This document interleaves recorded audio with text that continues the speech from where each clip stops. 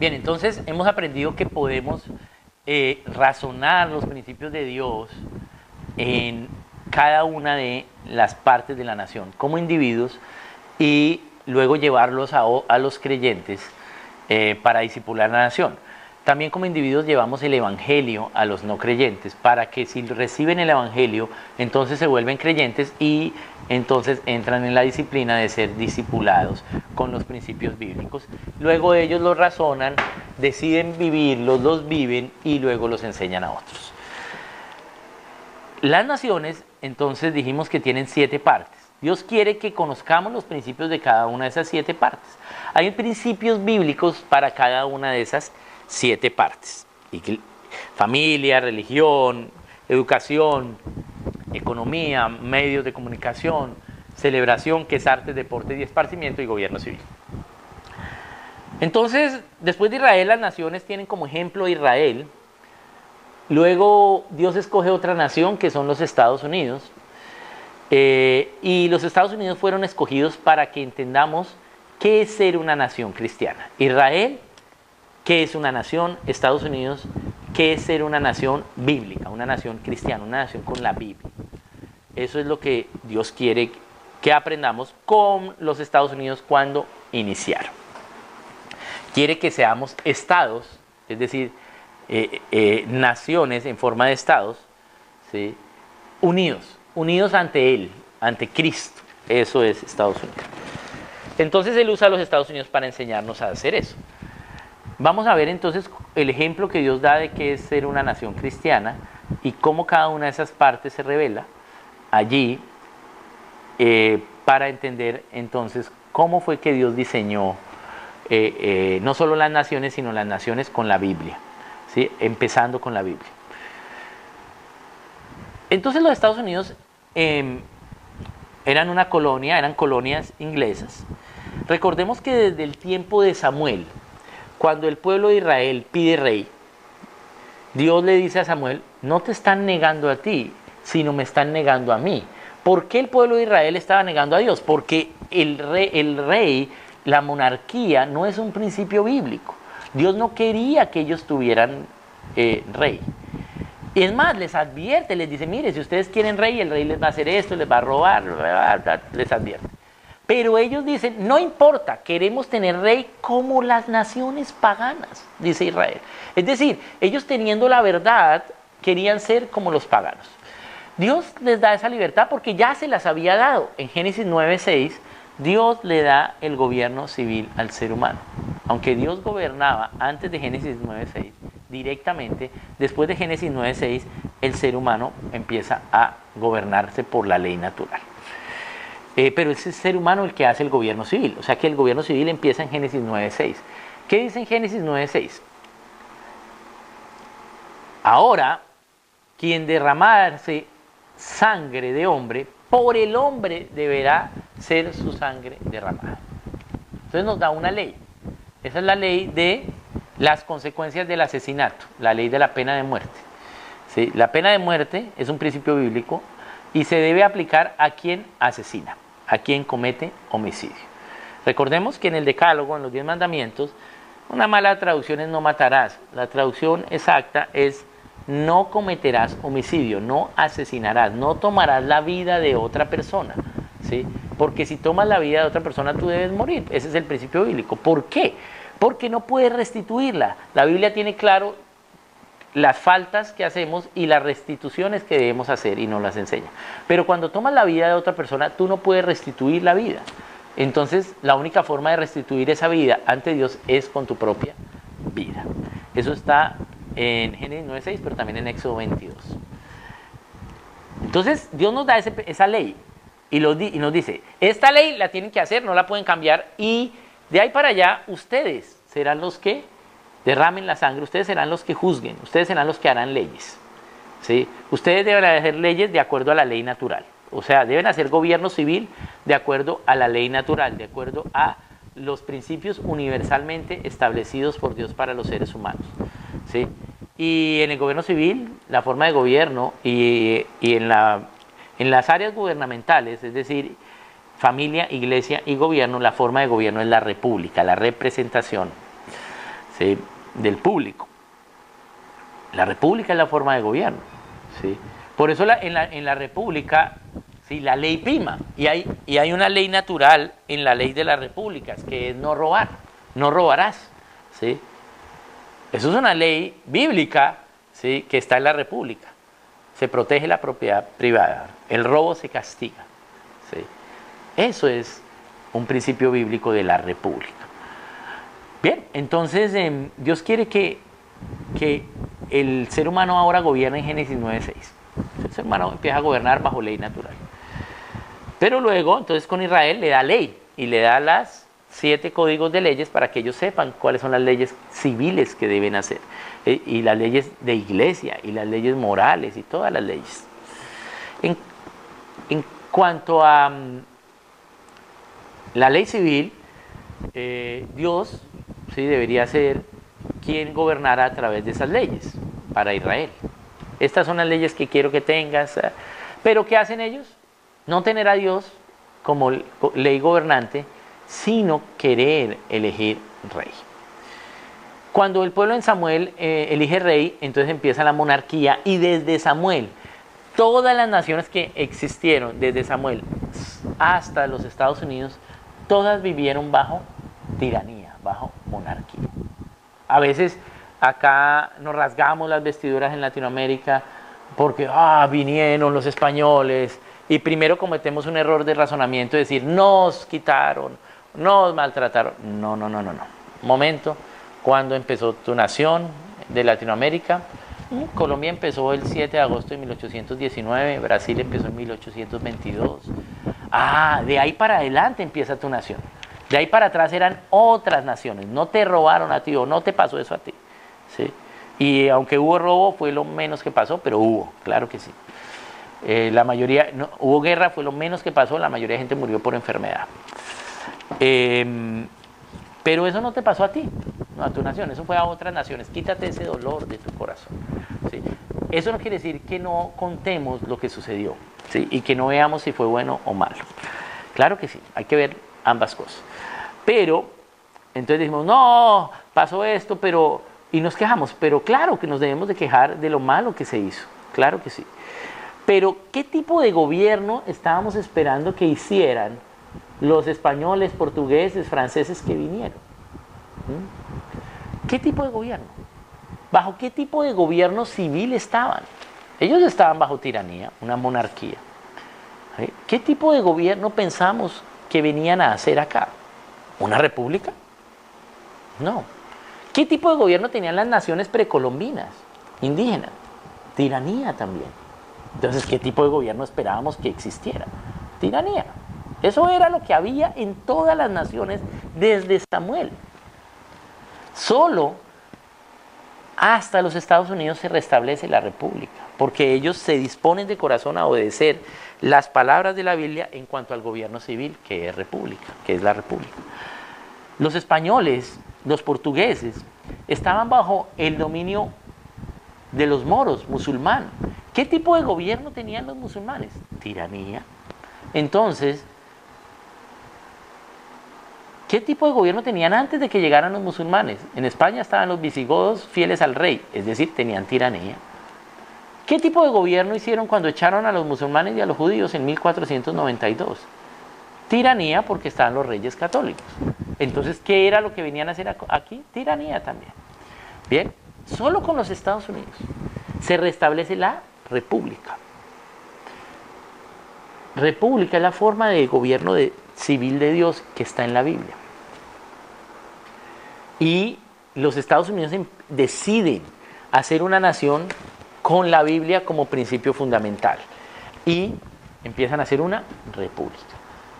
Entonces, los padres fundadores, que son los representantes de las 13 colonias, que se reúnen en congreso durante 4 años en la ciudad de Filadelfia, empiezan a debatir sobre cómo hacer para hacer una nación. Todos eran creyentes en Cristo, de diferentes trasfondos, desde católicos, ¿sí? Anglicanos eran la mayoría, pertenecían a la iglesia de Inglaterra, 7 colonias, eran 13 colonias, 7 eran anglicanas, 4 de trasfondo católico, una cuáquera, que era Pensilvania, y una separatista, que era la colonia de Plymouth. Las 13 colonias. Y esas colonias empiezan a debatir cómo van a ser la nación. Bien. Dentro de esas colonias había gente que tenía diferentes acercamientos, ¿sí?, a Cristo, pero todos eran creyentes en Cristo. Inclusive, ¿sí?, algunos pudieron ser masones, ¿sí?, pero la masonería no es la masonería actual que conocemos, eso es de 1902 para acá. Antes la masonería era un movimiento de buscar conocer al Dios verdadero a través de estudios y de niveles o grados. Sí, pero hablaba del Dios verdadero ya después entonces del racionalismo y del humanismo en Francia, que la masonería viene de Francia. Entonces se desdibuja que ya no es al Dios verdadero, y ya de 1902 en adelante se degrada a un misticismo y un ocultismo. Entonces todos ellos eran creyentes y deciden hacer una república, pero no era tan claro, por eso duraron 4 años debatiendo, porque las colonias de trasfondo católico y anglicana pues eran fieles al rey. La cabeza de la religión anglicana era el rey de Inglaterra, pero ellos se querían separar de ese rey. Inclusive al inicio ni siquiera querían tener una independencia nacional, sino un autogobierno independiente, es decir, seguir siendo fieles a Inglaterra, al rey de Inglaterra, pero autogobernarse y tener ellos mismos el propio gobierno de sus colonias, ¿sí?, siguiendo siendo fieles al rey. Entonces las colonias inglesas anglicanas y las colonias inglesas de trasfondo católico, pues para ellos era lógico tener rey, ¿sí? Pero para la colonia cuáquera, aunque eran fieles al rey, pero era más importante la Biblia que el rey, y para la colonia separatista, es decir, la colonia de Plymouth, era la Biblia, ¿sí?, su base. Entonces ellos no querían tener rey. De todas formas, todos ellos empiezan a debatir y entienden que Dios nos da instrucciones de cómo elegir líderes. Eso está en 1 Timoteo y 2. Cómo elegir los líderes. Y ellos empiezan a pensar, debe parecerse a Cristo, debe no ser bebedor, debe tener testimonio. Bien, venga a ver acá de todos los que estamos en el Congreso, representantes de todas las colonias, ¿quién se parece más a Cristo? Sí, ese que está allá, el señor George Washington, el jefe del ejército, ese es el más parecido a Cristo. George, ¿tú quieres ser nuestro rey? Necesitamos a alguien que coordine las cosas. Quisiera ser nuestro rey. Y Washington le responde, no señor, yo no puedo ser rey, porque mi único rey es Cristo. Washington la tenía clara, ¿sí? Él sabía que no debía ser rey. Él dijo, con gusto, yo puedo ser uno que preside entre iguales. Es decir, por eso Washington fue el primer presidente. ¿Por qué? Porque volvió a restablecer la república, y en la república el que preside entre iguales. Bien, un equipo, y además debía ser un equipo de presidentes, no solo un presidente, ¿sí? Como lo tiene por ejemplo Suiza, que tiene un equipo de presidentes. Y puedo ser uno que preside entre iguales. Y entonces ellos establecen eso, una república. Por eso Franklin, cuando dice, ellos eran solo hombres en el Congreso, pero ellos tenían que contarle al pueblo lo que estaban acordando como colonias. Entonces lo contaban al pueblo en general, y Franklin dice, entonces, esto es lo que estamos haciendo. Y una mujer levanta la mano y dice, ¿qué nos estás entregando, Franklin? Y Benjamin Franklin le responde, una república, si podemos conservarla. Una república. Qué importante, porque ellos estaban volviendo a la república, ¿sí?, pero tenían que conservarla. ¿Cómo iban a conservar esa república? Tenían que enseñar a otros, tenían que enseñar los principios de gobierno civil a otros.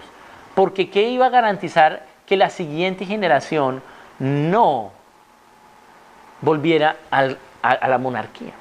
Tenían que enseñar esos principios a otros. Eso fue lo que Dios reveló con Estados Unidos, volver a la república, ¿sí? Y cómo mantener una república, enseñando los principios a los demás, ¿sí? A la siguiente generación, a los creyentes. Entonces ellos lo empiezan a lograr. La única forma de conservar esa república era a través de la enseñanza. Entonces, claro, dentro de los padres fundadores, dentro de la gente notable en los Estados Unidos, ¿sí? Había uno que se llamó Noah Webster, un erudito. Y Webster era el maestro y él estaba interesado en cómo hacer para que esto que están haciendo no se pierda en la siguiente generación. Eso estamos preocupados los maestros. Como ya dije, todo ser humano enseña, pero los que son llamados o somos llamados a la educación, estamos preocupados de cómo hacer para que esto no se pierda, ¿sí? Por eso desarrollamos currículos, estrategias educativas, enseñamos, ¿sí? Continuamente, académicamente. Y Webster era maestro, entonces estaba preocupado de cómo hacer para que esta república que estaban iniciando no se perdiera. Dios entonces le habla a Webster y le dice dos cosas. Lo primero que le dice es, el lenguaje genera conocimiento. Es decir, que ellos tenían el mismo lenguaje que Inglaterra, el idioma inglés, pero debían entonces analizar su propio lenguaje para que hubiera conocimiento de eso, porque a través del lenguaje se da el conocimiento, se transmite el conocimiento. El lenguaje transmite el conocimiento. La otra cosa que le dijo fue una palabra, fue Juan 8:32, que dice, y conoceréis la verdad, y la verdad os hará libres. Webster hizo con estas dos cosas que Dios le dio diferentes acciones. Voy a contárselas primero una después de la otra, pero él las hizo al mismo tiempo. Entonces él con el lenguaje se transmite el conocimiento. Empezó a analizar el lenguaje inglés y Dios lo llevó a definir las palabras del idioma inglés para su época, más o menos unas 70,000 palabras, con la Biblia. Qué cosa tan importante, porque si ya empezamos a definir con la Biblia, pues es más fácil razonar, porque el primer paso para razonar es definir. Y les voy a dar un ejemplo de eso. Nosotros estamos en Perú, estamos enseñando, estamos en una cruzada misionera enseñando pensamiento, y nos dicen, teníamos que enseñar algo ya sabíamos que íbamos a enseñar, pero nos dicen, no, necesitamos que cambiemos, y ya empezamos la enseñanza en 10 minutos, eran ante bastantes maestros, y nos dicen, tenemos un problema acá con la ideología de género, que el gobierno quiere aprobarla, entonces enséñanos algo sobre eso. Yo, ¿qué hago ahora?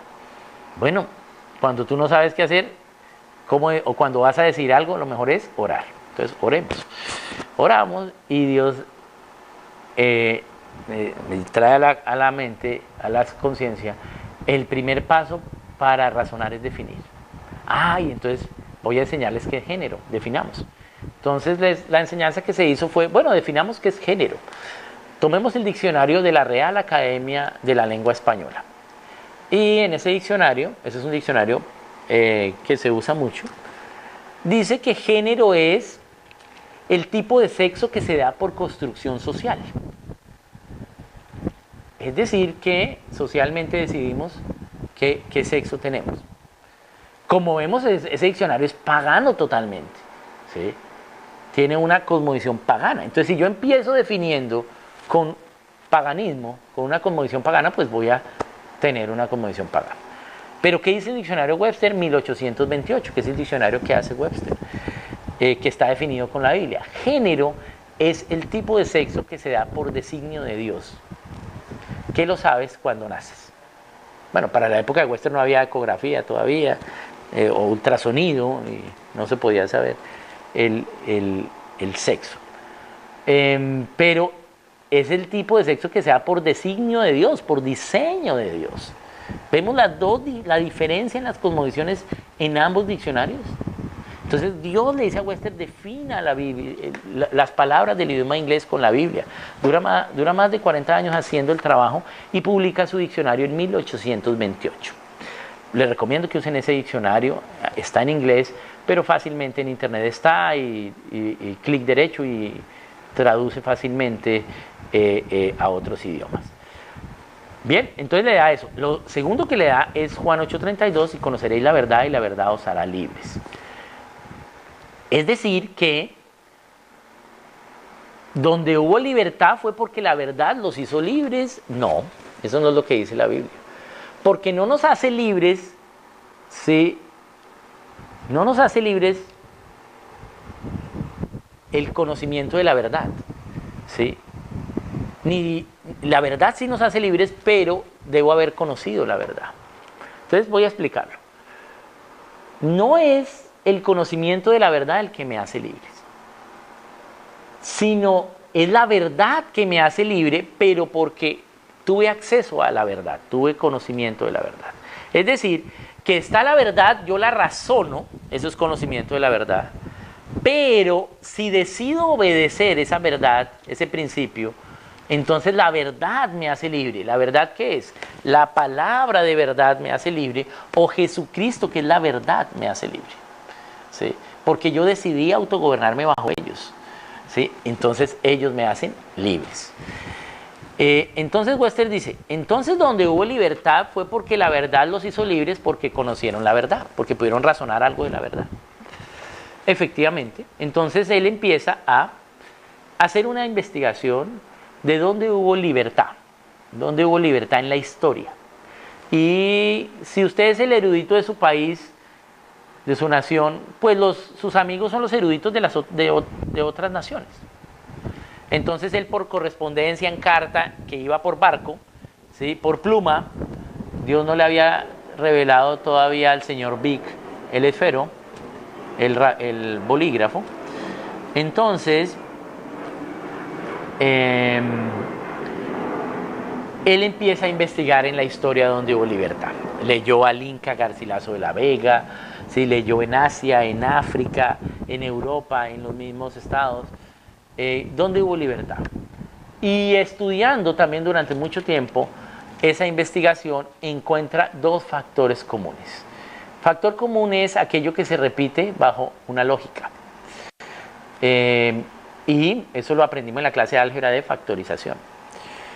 Y dos cosas que se repiten. Y él encuentra que hay 7 comportamientos que se repiten en la gente, y ahí sí se daba la libertad. Eso es lo que conocemos como los 7 principios de transformación de naciones. ¿Sí? Que son, se respetaba al individuo porque era creado a imagen y semejanza de Dios, que es la individualidad, y en todo lo que existe había una individualidad de Dios, y entonces yo puedo razonar esa individualidad y conocer el logos, y si la obedezco soy libre. Esa es la individualidad. De eso ya hemos hablado hoy. Ya hemos hablado. Pero luego la gente entonces podía razonar la verdad, y algunos decidían obedecer esa verdad. Es decir, se autogobernaban. Y la práctica del autogobierno va a producir el carácter. Entonces, carácter cristiano era la tercera comportamiento de la gente. Cuando yo decía autogobernarme y lo practico en hábito, entonces formo el carácter a imagen de Cristo, es decir, el carácter cristiano, el carácter como Cristo. Supongamos que soy el mentiroso del barrio y entonces digo mentiras. Toda la gente sabe que digo mentiras. Pero un día estuve expuesto a la verdad y la razoné. No mentirás. Esa es la verdad. La razono. Oiga, sí, sería bueno siempre que la gente me conociera no por el mentiroso, porque no confían en mí, sino que confiaran en mí.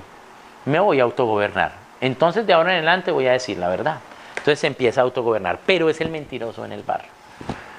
Entonces empieza poco a poco a decir la verdad. Entonces al principio la gente dice, no le crea que es un mentiroso. A los 6 meses la gente dice, a veces dice la verdad, pero sí, mayormente dice mentiras. Al año dicen, la mitad de las veces dice la verdad, pero la mitad de las veces decía mentiras. Al año y medio dice, la mayoría de las veces dice la verdad, pero ojo, algunas veces ha dicho mentiras. Y a los 2 años ya la gente dice, tiene verdad, es alguien veraz, tiene veracidad. Entonces forma la cualidad de carácter de veracidad. Luego entonces tú sabes que el carácter es bueno tenerlo, entonces empiezas a saber qué es lo bueno y qué es lo malo, entonces formas tu conciencia. El cuarto comportamiento de la gente.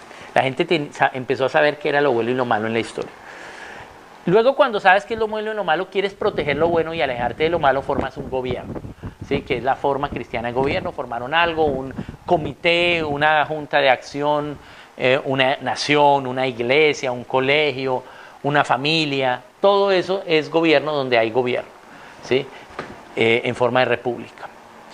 Luego cuando ya tienen ese gobierno, entonces empezaron a enseñar a otros, ¿sí? Empezaron a hacer la misión, enseñar a otros la verdad que ya razonaron, por la cual se autogobernaron, por la cual evidenciaron carácter, por la cual supieron que era bueno y malo y por la cual le están protegiendo con un gobierno. Entonces enseñaron la verdad a otros y luego, ese fue el sexto comportamiento, que se llama cómo plantar la semilla del autogobierno local, es decir, cómo hacer que ya no me autogobierne yo, sino acá mi barrio o mi localidad. ¿Y cómo se hace? Pues enseñando. Entonces tú le enseñas a la gente, esa gente que son los creyentes van a creer y van a decidir autogobernarse y hacer lo mismo. Entonces ya no soy yo, sino varios, entonces estamos en unidad con unión. ¿Sí? Unidad con unión y ellos tenían unidad interna. Entonces hicieron una unión externa. Y esos son los 7 comportamientos que Webster encontró. Pero, ¿en cuál creen que Webster se iba a interesar más? Si él era maestro. Pues en el de enseñanza, en el sexto. Entonces él estudia cómo se enseñó en las diferentes etapas de la historia. Y él concluye que tanto esos principios como la forma de enseñanza en la historia, ¿sí?, son principios de Dios. Hay un patrón. ¿Por qué? Porque él estudió la historia en más de 120 años de diferencia, pero ve lo mismo. Solo hay 2 respuestas lógicas para eso. O que todos estuvieron en un salón de clase aprendiendo cómo se transforman las naciones, pero no es posible porque Webster estudió hechos de más de 120 años de diferencia y solo podemos vivir hasta 120 años, dice Génesis 6. Entonces la segunda opción lógica es que alguien tiene un patrón, Dios tiene un patrón de cómo producir la libertad. Son estos 7 comportamientos y en el sexto comportamiento Webster ahonda y encuentra que cada vez que se produjo libertad enseñaron de la misma forma. Entonces no solo hay unos comportamientos, ¿sí?, de pensamiento, sino hay una forma de enseñanza que genera libertad, que es lo que se conoce como razonamiento bíblico. Y ese método, que es el razonamiento bíblico, está dentro de una forma de pensamiento que se llama educación providencial. Y Webster encuentra eso y dice, entonces escribe todo ello. Y así empieza la nación. Webster entonces hace su diccionario y también hace unos libros azules, que son para cómo aprender a leer y escribir el idioma inglés bajo esa forma de enseñanza que él encontró en la historia, bajo razonamiento bíblico. Y la nación empieza entonces a razonar todo y en 3 generaciones la nación prospera y se convierte en la nación más próspera de la tierra.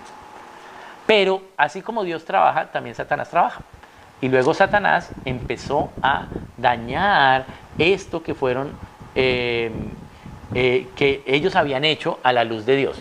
Ojo, no fue que Satanás dañó, sino que Satanás tentó y ellos recibieron la tentación de Satanás y cambiaron su pensamiento. Por eso es los Estados Unidos al inicio, no ahora. Aunque aún son la nación más libre de la tierra, pero no es lo que fueron al inicio. Entonces, debemos estudiarlos al inicio. Entonces, si yo quiero saber qué es educación cristiana, qué es economía cristiana, qué es familia cristiana, debo estudiar la historia de cómo empezaron los Estados Unidos, porque ellos empezaron como nación. Y una nación tiene 7 partes. Entonces, ¿cómo fue la familia cristiana en el inicio de los Estados Unidos? ¿Cómo fue la familia, cómo fue la iglesia cristiana? ¿Cómo fue la economía, la educación? Lógicamente nosotros acá tenemos los principios, pero ¿cómo fue esto en práctica ¿Cómo esto se pone en la realidad? Tengo que estudiar la historia de los Estados Unidos y si quiero saber qué es educación cristiana, tengo que ver cómo fue la educación cristiana en los Estados Unidos al inicio. Así entonces Dios usa a los Estados Unidos para enseñarle al mundo que es una nación cristiana.